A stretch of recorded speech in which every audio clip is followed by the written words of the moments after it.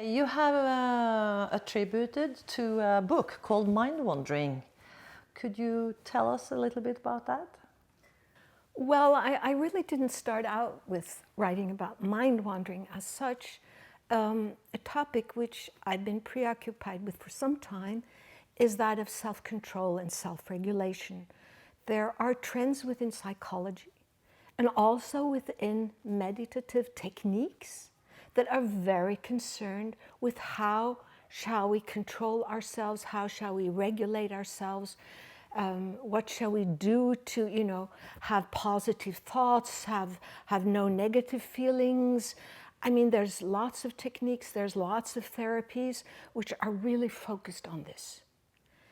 And of course it is necessary to have a certain control of one's behavior.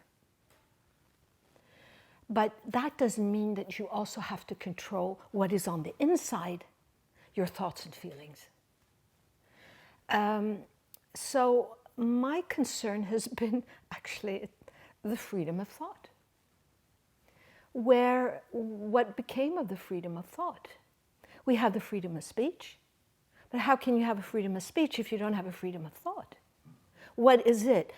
Shall we only have politically correct thoughts? Only the positive ones? Only the ones that don't make us sad? What do we tell our children? No, you shall not be angry, or you shall not be sad. We don't say that. At least good parents don't.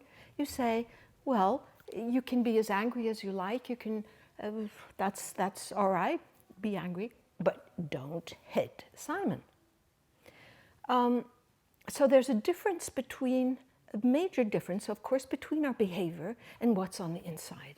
And we shall learn to control our behavior. We shall socialize our children to be fairly well behaved. And we also have to be that in a modern society.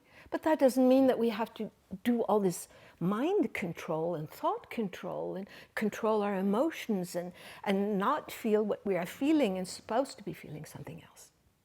And so I've been looking at psychological techniques that do a lot of this, controlling stuff.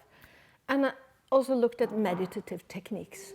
And you have a whole lot of meditative techniques which are very concerned with controlling thoughts and minds.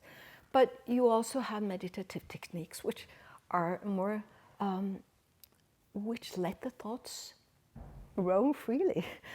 They can dance on the table, they can do what they like, they can be where they're in your head, or thoughts or feelings in your body, wherever, and you don't try to steer them, you don't try to manipulate them to be something else than they are.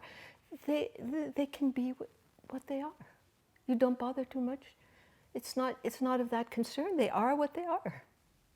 And somehow you learn to live with it. And what you do control is not that, your inner life, but it is your